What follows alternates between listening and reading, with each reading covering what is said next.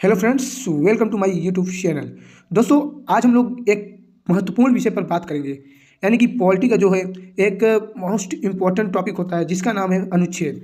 अनुच्छेद से दोस्तों जीडी की बात करें तो यहाँ से क्वेश्चंस लगातार पूछे जा रहे हैं, और जीडी के अलावा एसएससी के किसी भी एग्जाम में आप जाएंगे तो अनुच्छेद से क्वेश्चन बनना तय होता है। तो चलिए हम लोग चलते हैं अनुच्छेद की ओर। उससे पहले मैं एक बात बताना चाहूँगा दोस्तों, आप सभी को पॉलिटी का जितना भी चैप्टर है, महत्वपूर्ण टॉपिक है, उन सबको कंप्लीट कर रहे हैं हम लोग धीरे धीरे। ज़्यादातर लगभग सभी चैप्टर्स कंप्लीट हो चुके हैं, लगभग 2-3 चैप्टर्स और बचे हैं, उसको भी हम लोग कंप्लीट कर लेंगे। आप लोग प्ले लिस्ट में जाइए, वहाँ से देखिए, ठीक है। तो चलिए हम लोग चलते हैं अपने आज के टॉपिक पर, जो अपना है महत्वपूर्ण अनुच्छेद। दोस्तों, अब देखिए वीडियो में आप लोग बने रहिएगा लास्ट तक, क्योंकि वीडियो थोड़ा बड़ा भी हो सकता है। अनुच्छेद की बात किया जाए दोस्तों तो अनुच्छेद से क्वेश्चन बनते हैं, और प्रीवियस ईयर की बात करें तो वहाँ भी क्वेश्चन बने। चलिए देखते हैं अनुच्छेद नंबर 1, भारत राज्यों का संघ है, किसमें बताया गया है? आर्टिकल 1 में। आर्टिकल 2 देखते हैं, भारतीय संघ के बाहर के क्षेत्रों को शामिल करने का प्रावधान, दोस्तों आर्टिकल नंबर 2 में है। याद रखिएगा, क्वेश्चन सभी इंपॉर्टेंट हैं। नेक्स्ट देखते हैं हम लोग, देखिए आर्टिकल नंबर 3 है, आर्टिकल अनुच्छेद 3। ध्यान से सुनिएगा, क्वेश्चन आर्टिकल 3 में क्या बताया जा रहा है? संघ में नए राज्यों के गठन, सीमाओं या क्षेत्रों में बदलाव, संशोधन का वर्णन करता है। दोस्तों फिर से मैं एक बार पढ़ता हूँ, संघ में नए राज्यों के गठन, सीमाओं या क्षेत्रों में बदलाव या संशोधन का वर्णन करता है। ठीक है दोस्तों, ये किसमें बताया गया है? आर्टिकल 3 में। अब मैं सीधा चलता हूँ, जो इंपॉर्टेंस है उसी अनुच्छेद को हम लोग देखेंगे, ठीक है, नहीं तो वीडियो बहुत ही बड़ा हो जाएगा, और जो इंपॉर्टेंस है अक्सर वही आता है एग्जाम में, तो वही पढ़ना है जो आएगा, ठीक है। देखिए अनुच्छेद 5 से 11 की बात करें तो ये भारत की नागरिकता से संबंधित है। दोस्तों यहाँ से मैं डायरेक्टली 5 से 11 आप लोग को बता रहा हूँ, क्योंकि यहाँ से क्वेश्चन अक्सर नहीं बनते हैं, ठीक है दोस्तों। तो आप लोग बस इतना याद रखिएगा, आर्टिकल 5 से 11 भारत की नागरिकता से संबंधित है। तो चलिए नेक्स्ट देखते हैं हम लोग। देखिए आर्टिकल 12, देखिए दोस्तों आर्टिकल 12 में क्या होता है? राज्य की परिभाषा। दोस्तों ये इंपॉर्टेंट हो जाता है, आर्टिकल 12 याद रखिएगा, आर्टिकल 12 है राज्य की परिभाषा। चलिए नेक्स्ट देखते हैं अनुच्छेद 13। अनुच्छेद 13 में क्या है दोस्तों? देखिए ध्यान से सुनिए, भारत के संविधान के अनुच्छेद 13 के मुताबिक मूल अधिकारों से असंगत या उसका अपमान करने वाले कानून लागू नहीं होते हैं। आर्टिकल 13 में बताता है दोस्तों, भारत के संविधान के अनुच्छेद 13 के मुताबिक मूल अधिकारों से असंगत या उनका अपमान करने वाले कानून लागू नहीं होते हैं। नेक्स्ट देखते हैं हम लोग। देखिए अब हम लोग आगे बढ़ने से पहले मैं आपको एक बात बता दूं, देखिए समानता का अधिकार। दोस्तों समानता के अधिकार की बात करें तो आर्टिकल अनुच्छेद जो है 14 से 18 तक बताया गया है। तो हम लोग देखिए, जैसे अभी जैसे हम लोग आर्टिकल को कैसे देखेंगे, आप लोग समझिएगा जरा। जो जैसे कि हम लोग राष्ट्रपति, अब देख राष्ट्रपति से जितने भी जुड़े आर्टिकल्स हैं उसको हम लोग देख लेंगे, ठीक है। यानी कि टॉपिक वाइज जो है आर्टिकल को देखेंगे, ना कि सीरियल वाइज। सीरियल वाइज में दोस्तों क्या होता है कि कभी कभी आर्टिकल अनुच्छेद जैसे कि काफ़ी प्रॉब्लम होता है, ठीक है। तो हम लोग टॉपिक वाइज आर्टिकल को पढ़ेंगे तो काफ़ी अच्छे से याद भी होगा, ठीक है। तो समानता का अधिकार देखते हैं, 14 से 18 तक बताया गया है। तो चलिए देखते हैं इसके अंदर क्या बताया गया है। देखिए अनुच्छेद 14 है, कानून की समक्ष समानता, यानी कि कानून की नज़र में सभी जो हैं समान है, ठीक है। और अनुच्छेद 15 में क्या बताया गया है? धर्म जाति के आधार पर विभेद नहीं, यानी कि जो है आप धर्म या जाति के विशेष के आधार पर भेदभाव नहीं कर सकते। ये किसमें बताया गया है? आर्टिकल 15 में।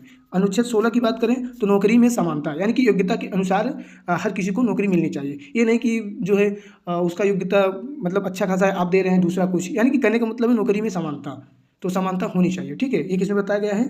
अनुच्छेद 16 में। चलिए नेक्स्ट देखते हैं। देखिए आर्टिकल नंबर 17 है, आर्टिकल नंबर 17 की बात करें तो अस्पृश्यता का अंत, अस्पृश्यता का अंत, यानी कि सामान्य भाषा में बोलो तो छुआछूत। आर्टिकल 17 में छुआछूत का जो है समाप्त कर इसमें बताया गया है, अंत हो गया है, ठीक है। यानी कि अंत, ये आर्टिकल छुआछूत से संबंधित है, आर्टिकल 17 याद रखिएगा। मोस्ट इंपॉर्टेंट क्वेश्चन यहाँ से बनते हैं समानता के अधिकार, समानता के अधिकार से। देखिए अनुच्छेद 18 भी देखते हैं हम लोग, उपाधियों का अंत। दोस्तों इसको जरा हम लोग समझते हैं, उपाधियों का अंत मतलब क्या ना। तो देखिए यहाँ पर मैंने कुछ लिखा है, यहाँ पर पॉइंट देखिए, कोई भी भारतीय नागरिक किसी विदेशी देश से कोई उपाधि नहीं स्वीकार कर सकता। दोस्तों ये क्या है ना दोस्तों, जैसे कि पहले क्या था कि अपने यहाँ जैसे गवर्नर थे, वायसराय थे, तो उपाधि दिया करते थे, ठीक वही चीज़ है इसमें बताया गया है, उपाधियों का अंत, आर्टिकल 18 में। देखते हैं अगला। देखिए अब हम लोग बात करेंगे स्वतंत्रता का अधिकार। दोस्तों क्लास को मैंने इस प्रकार डिजाइन किया है, आप अभी देखिए वीडियो खत्म होते होते जब वीडियो लास्ट तक पहुंचेगा आपको लगेगा कि हाँ जो है कोई अच्छा बताया। मैं ऐसे बता रहा हूँ दोस्तों, जैसे कि कुछ समझ में नहीं आता तो उसका जो है कुछ पॉइंट भी लिख दिया हूँ ताकि आप लोग को अच्छे से समझ में आए, ठीक है। देखिए स्वतंत्रता का अधिकार की बात करें तो अनुच्छेद 19 से 22 तक बताया गया है, आर्टिकल 19 से 22 तक। तो इसको हम लोग समझते हैं जरा। देखिए आइए, अनुच्छेद 19 में क्या बताया? अभिव्यक्ति की आज़ादी। देखिए दोस्तों अभिव्यक्ति की आज़ादी की बात करते हैं हम लोग तो इसमें कई प्रकार की आज़ादी है। देखिए क्या क्या है, इसको देखते हैं जरा। देखिए, बोलने की स्वतंत्रता, इकट्ठा होने की, सभा व समूह बनाने की, घूमने की आज़ादी, भारत में निवास, आजीविका का अधिकार। दोस्तों ये सब कुछ जो है स्वतंत्रता का अधिकार के तहत हम लोग को बताया गया आर्टिकल 19 के तहत। यहाँ से दोस्तों क्वेश्चन बनते हैं और जरूर बनेंगे, आप लोग अच्छे से वीडियो को देखिएगा, ठीक है। अब चलते हैं नेक्स्ट देखते हैं। अब देखिए एक अनुच्छेद 20 को देखते हैं, ये भी स्वतंत्रता का अधिकार के तहत ही आता है।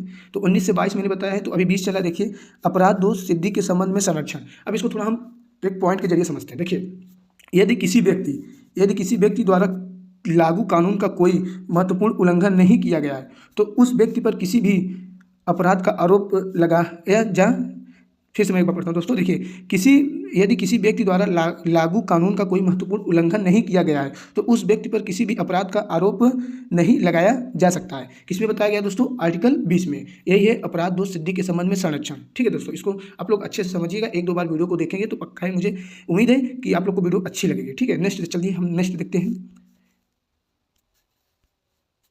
देखिए, आर्टिकल 21 क्या कहता है दोस्तों? जीवन का अधिकार। ये सीधा सीधा आप याद रखिएगा, जीवन का अधिकार, आर्टिकल 21। अनुच्छेद 22 क्या है? देखिए, गिरफ्तारी के संबंध में संरक्षण। अब अनुच्छेद 22 में जो है बताया गया है गिरफ्तारी के संबंध में संरक्षण क्या है, इसको थोड़ा पॉइंट के जरिए हम लोग समझते हैं। देखिए, व्यक्तियों को मनमाने ढंग से गिरफ्तारी और हिरासत के खिलाफ सुरक्षा प्रदान करता है। समझ सकते हैं, गिरफ्तारी के संबंध में संरक्षण, व्यक्तियों को मनमाने ढंग से गिरफ्तारी और हिरासत के खिलाफ सुरक्षा प्रदान करता है। कौन सा आर्टिकल है? आर्टिकल 22, ठीक है। चलिए नेक्स्ट देखते हैं हम लोग। देखिए, अब आगे अपना शोषण के विरुद्ध अधिकार। आर्टिकल की बात करें तो अनुच्छेद 23 से 24, ठीक है, 23 से 24 तक शोषण के विरुद्ध का अधिकार है, यानी कि जो शोषण के विरुद्ध। चलिए आइए देखते हैं इसको भी। अनुच्छेद 23 क्या करता है दोस्तों? अनुच्छेद 23 क्या करता है? मानव व्यापार, जबरन व बंधुआ मजदूरी पर रोक। दोस्तों इसका सीधा सीधा मतलब है मानव तस्करी, ठीक है। मानव व्यापार यानी मानव तस्करी और जबरन बंधुआ मजदूरी, आप किसी से भी कुछ भी जबरदस्ती कुछ भी नहीं करवा सकते, ठीक है। तो इसमें यही बताया गया है और मानव तस्करी के बारे में बताया गया है आर्टिकल 23 में। तो नेक्स्ट देखते हैं हम लोग। देखिए, अनुच्छेद क्या है? 24 है। अनुच्छेद 24 में दोस्तों बताया गया है, तो इसमें थोड़ा दोस्तों सब सही है। देखिए क्या है अनुच्छेद बताया गया है। अनुच्छेद ये देखिए 14 लिखा है ना दोस्तों, 14 से कम उम्र के बच्चों के श्रम पर रोक। यानी कि आप जो छोटे बच्चे हैं 14 से कम उम्र, यानी कि 14 साल से जो कम उम्र के बच्चे हैं, ठीक है। तो इसमें एक नोट्स, इसमें पॉइंट है, देखिए इसको भी तब आपको अच्छे समझ में आएगा। इसका उद्देश्य शोषण को रोकना, बच्चों के स्वास्थ्य एवं विकास की रक्षा करना। इसका मेन उद्देश्य यही है दोस्तों, 14 से कम उम्र के बच्चों के श्रम पर रोक, यानी कि इसका उद्देश्य शोषण को रोकना, बच्चों के स्वास्थ्य और विकास की रक्षा करना, इसका मेन उद्देश्य है। किसका है? आर्टिकल नंबर 24 का। चलिए नेक्स्ट देखते हैं, धार्मिक स्वतंत्रता का अधिकार। दोस्तों धार्मिक स्वतंत्रता का अधिकार, यहाँ से भी क्वेश्चन बनते हैं और हमेशा बनते आए हैं। देखिए इसको भी देखते हैं हम लोग। अनुच्छेद 25 से 28 डायरेक्ट, आप दोस्तों इसको डायरेक्ट याद रखिएगा, याद रखने की कोशिश करिएगा। देखिए धार्मिक स्वतंत्रता के अधिकार की बात करें तो आज माइंड में आना चाहिए, ये आर्टिकल 25 से 28 तक है, ठीक है। अब इसके अंदर के उसको हम लोग देखते हैं, ठीक है। देखिए अनुच्छेद 25 में क्या बताया गया? अनुच्छेद 25 में धर्म को मनाने, आचरण व प्रचार का अधिकार। दोस्तों अब इसमें आप लोग सीधा सीधा समझ सकते हैं, अपने कोई भी अपने धर्म को प्रचार प्रसार कर सकता है आर्टिकल 25 के अनुसार, ठीक है। और इसमें देखिए आर्टिकल 26 में क्या बताया? धर्म के प्रबंध का अधिकार, यानी अपने धर्म का प्रबंध का अधिकार। आप कुछ भी कर रहे हैं तो उसको धर्म से संबंधित आप प्रबंधन का अधिकार आपके पास है आर्टिकल 26 के तहत। अनुच्छेद 27 में देखते हैं, आर्टिकल 27 में धार्मिक कार्यों के धन पर कर नहीं, ठीक है दोस्तों, धार्मिक कार्यों के धन पर कर नहीं लगेगा, ठीक है। अब चलिए आगे चलते हैं। देखिए अनुच्छेद 28 है, ये भी धार्मिक से जुड़ा है। देखिए धार्मिक शिक्षा व उपासना में उपस्थिति होने की स्वतंत्रता। दोस्तों इसको थोड़ा हम पॉइंट से समझते हैं, ठीक है। देखिए राज्य निधि से पूरी तरह संचालित किसी भी शैक्षणिक संस्थान धार्मिक शिक्षा नहीं दी जा सकती, यानी कि सीधा सीधा करना है जो गवर्नमेंट द्वारा है, गवर्नमेंट द्वारा कॉलेज चलते हैं, ठीक है, राज्य निधि द्वारा पूरी तरह से संचालित किसी भी शैक्षिक संस्थान में धार्मिक शिक्षा नहीं दी जा सकती। याद रखिएगा, पूरी तरह, समझ रहे हैं ना। ये देखिए पॉइंट यहाँ पर है, राज्य निधि से पूरी तरह, ठीक है, संचालित, तो संचालित किसी भी शैक्षिक संस्थान में धार्मिक शिक्षा नहीं दी जा सकती, आर्टिकल 28 में बताया गया है, ठीक है। तो चलिए हम लोग चलते हैं नेक्स्ट।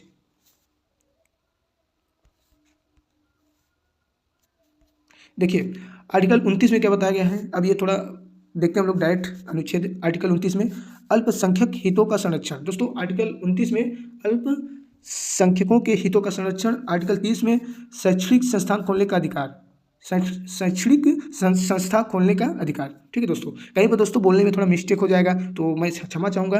फिलहाल अब दोस्तों मैं यही बोल सकता हूँ ना, अगर बोलने में या फिर बताने में कहीं पर थोड़ी गलती हो जाती है तो आप लोग माफ़ करिएगा, ठीक है, मैं सॉरी बोलता हूँ उसके लिए। तो चलिए चलते हैं नेक्स्ट आर्टिकल की ओर।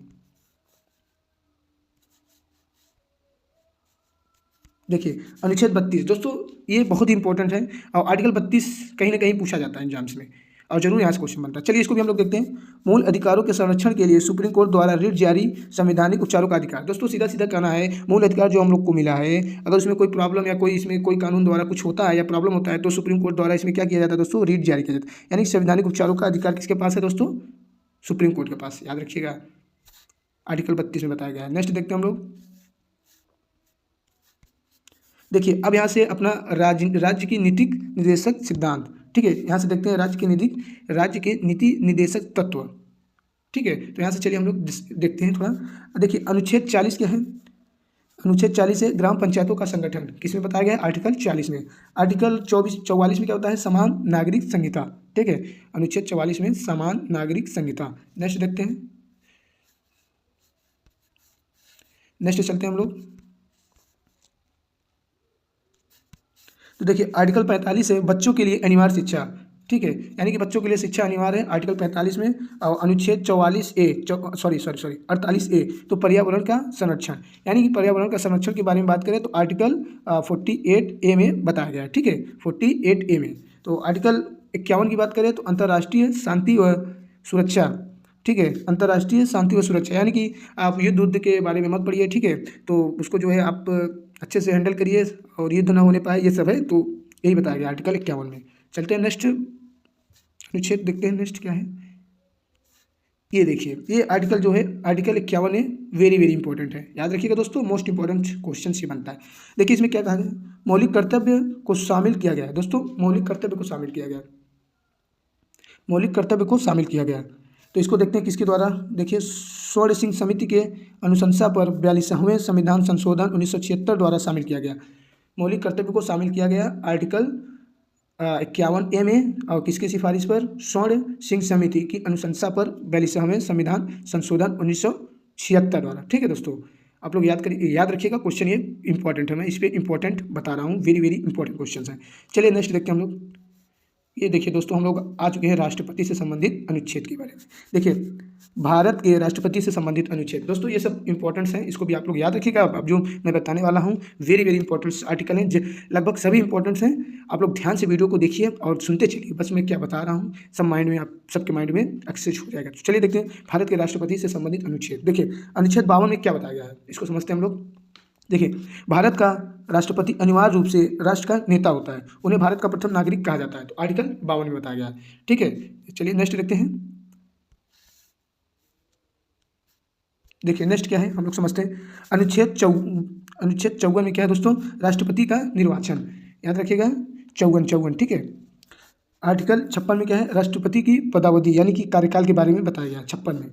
अनुच्छेद 60 में क्या है दोस्तों, राष्ट्रपति का शपथ, राष्ट्रपति का शपथ की बात करें तो आर्टिकल 60, याद रखिएगा। नेक्स्ट चलते हैं, हम लोग देखते हैं। देखिए अनुच्छेद 61 महाभियोग, डायरेक्ट क्वेश्चन बनता है दोस्तों यहाँ से। अनुच्छेद 61 महाभियोग, आर्टिकल 72 में क्षमा दान की शक्ति, राष्ट्रपति चाहे तो किसी का भी सजा माफ कर सकता है, ठीक है, लेकिन वो गैर संवैधानिक नहीं रहना चाहिए, यानी कि उसका जो काम है उसके काम के अनुसार जो है राष्ट्रपति कर सकते हैं, क्या सजा है क्या नहीं वो अलग बात हो गई। फिलहाल ये देखिए अनुच्छेद 72 में क्षमादान की शक्ति, अनुच्छेद 85 में लोकसभा का सत्र एवं विघटन, ठीक है, 85 में, किसमें दोस्तों, 85 में लोकसभा का सत्र एवं विघटन, ठीक है, याद रखिएगा 85 में। देखिए अनुच्छेद 23 में क्या होता है, अध्यादेश जारी करना, इंपॉर्टेंट है दोस्तों, 123 वेरी वेरी इंपॉर्टेंट है। अध्यादेश जारी करना राष्ट्र कौन करता है, राष्ट्रपति, ठीक है। अब ये देखिए अनुच्छेद 143 में क्या है दोस्तों, ये भी इंपॉर्टेंट है, सुप्रीम कोर्ट से राष्ट्रपति द्वारा किसी मामले पर सलाह। दोस्तों सुप्रीम कोर्ट से राष्ट्रपति द्वारा किसी मामले पर सलाह, राष्ट्रपति चाहे तो सुप्रीम कोर्ट से सलाह ले सकता है, किसके तहत, आर्टिकल 43 143 के तहत। चलिए आगे चलते हैं हम लोग। देखिए दोस्तों उपराष्ट्रपति से आर्टिकल है जो इंपॉर्टेंस है उसको मैंने लिया है। देखिए अनुच्छेद 63 उपराष्ट्रपति का पद है। 64 की बात करें तो उपराष्ट्रपति राज्यसभा का सभापति होगा। आर्टिकल 67 की बात करें तो पदावधि यानी कार्यकाल, ठीक है।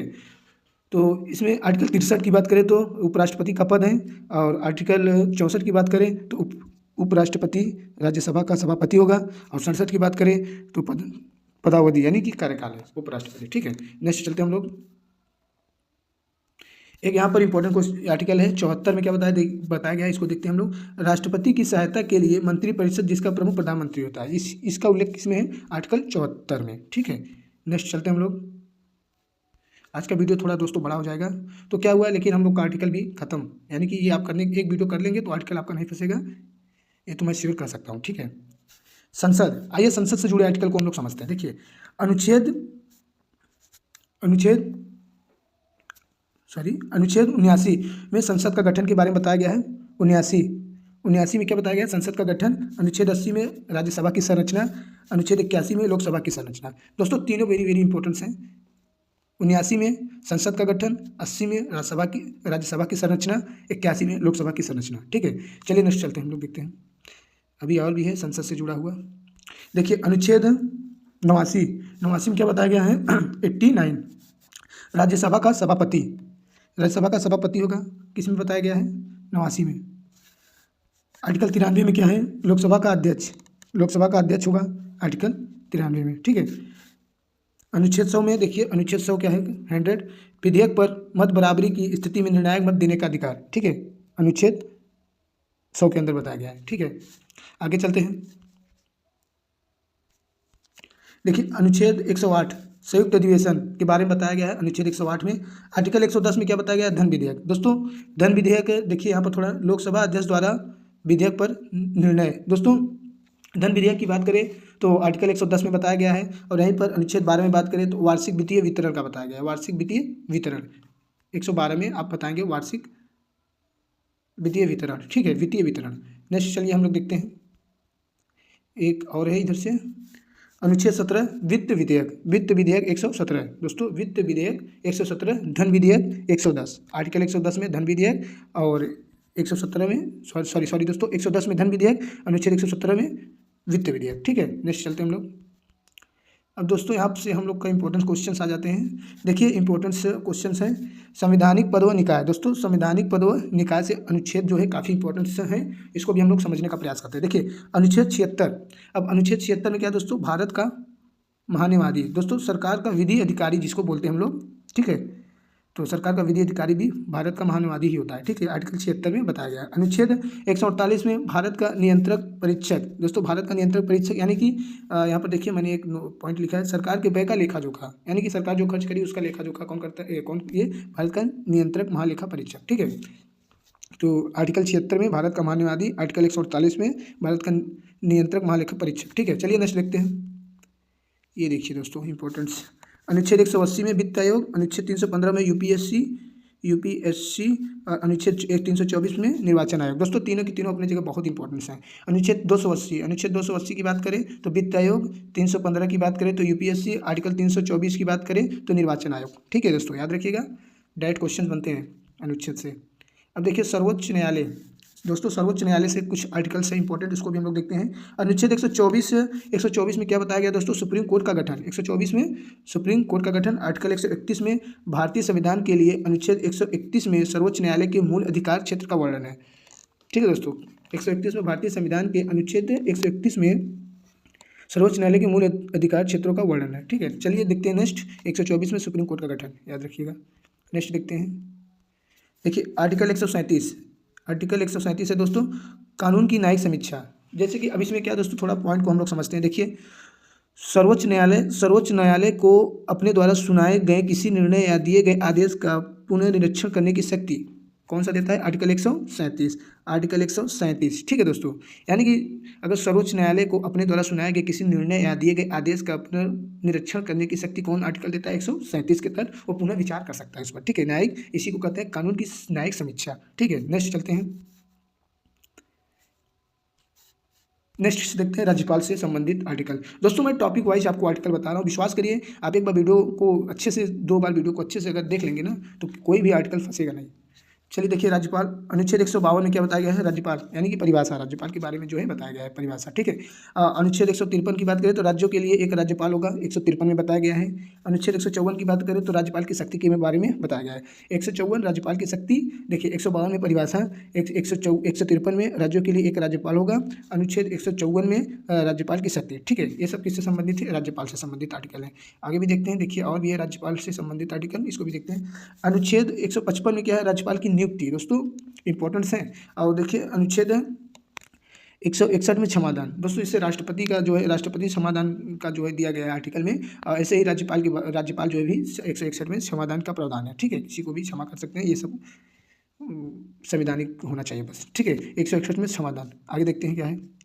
अब दोस्तों देखिए कुछ मंत्रिपरिषद से जुड़े आर्टिकल्स हैं, इसको भी हम लोग समझते हैं। अनुच्छेद 163 को देखते हैं, मंत्रिपरिषद, ठीक है। मंत्रिपरिषद के बारे में बताया गया है आर्टिकल 163। ये ध्यान रखिएगा कि ये राज्य मंत्रिपरिषद के बारे में बता रहा है, ठीक है, राज्य मंत्रिपरिषद के बारे में।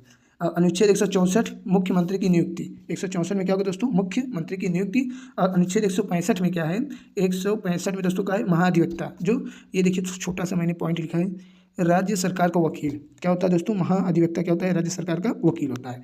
तो ये भी इंपॉर्टेंट क्वेश्चन हैं, ठीक है, आर्टिकल 165 में बताया गया। चलिए नेक्स्ट देखते हैं क्या है, अभी और भी है, इसको देखते हैं। देखिए आर्टिकल 168 में विधानमंडल को बताया गया है।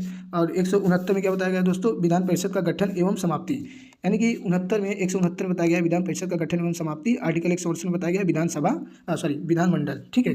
तो चलिए देखते हैं नेक्स्ट दोस्तों, उच्च न्यायालय, ठीक है दोस्तों, उच्च न्यायालय से संबंधित क्या है दोस्तों आर्टिकल, इसको भी देखते हैं। अनुच्छेद 216 में बताया गया कि हाई कोर्ट का गठन, किसमें दोस्तों, आर्टिकल 216 में बताया गया है कि जो है हाई कोर्ट का गठन आर्टिकल 216 में बताया गया है। और आर्टिकल 226 में बताया गया मूल अधिकार के संरक्षण के लिए रीट जारी कर सकता है, ठीक है दोस्तों, उच्च न्यायालय। कौन सा दोस्तों, उच्च न्यायालय, ठीक है। इसको आप लोग समझिएगा, इंपॉर्टेंस है उच्च न्यायालय, ठीक है। तो चलिए नेक्स्ट देखते हैं। देखिए आर्टिकल 249 क्या कहता है, राज्य सूची पर संसद द्वारा कानून बनाने का प्रावधान, यानी कि जो राज्य सूची है उस पर संसद द्वारा कानून बना सकता है, ठीक है। किसमें बताया गया, आर्टिकल 249 में। और आर्टिकल को देखते हैं 262 दोस्तों को देखते हैं, नदी जल विवाद किसके तहत हल किए जाते हैं, आर्टिकल 262 के तहत। और एक है अनुच्छेद 263 है, अंतर्राज्यीय परिषद, इसको डायरेक्ट आप याद रखिएगा, अंतर्राज्यीय परिषद, ठीक है। तो चलिए नेक्स्ट हम लोग देखते हैं क्या है, अभी और है, चलिए देखते हैं। अनुच्छेद 266 संचित निधि, ठीक है दोस्तों। संचित निधि की बात करें तो दोस्तों अनुच्छेद 266 में क्या था, संचित निधि। तो अनुच्छेद 267 में क्या है, आपातकालीन निधि, दोस्तों ये सब वही वाला संचित निधि यानी पैसा वैसा वाला मैटर रहता है इसमें। 267 संचित निधि और आर्टिकल 267 आपातकाल निधि, इसको डायरेक्ट आप लोग याद रखिएगा, ठीक है दोस्तों। 267 संचित निधि, 267 आपातकालीन निधि, ठीक है। चलिए नेक्स्ट देखते हैं क्या है।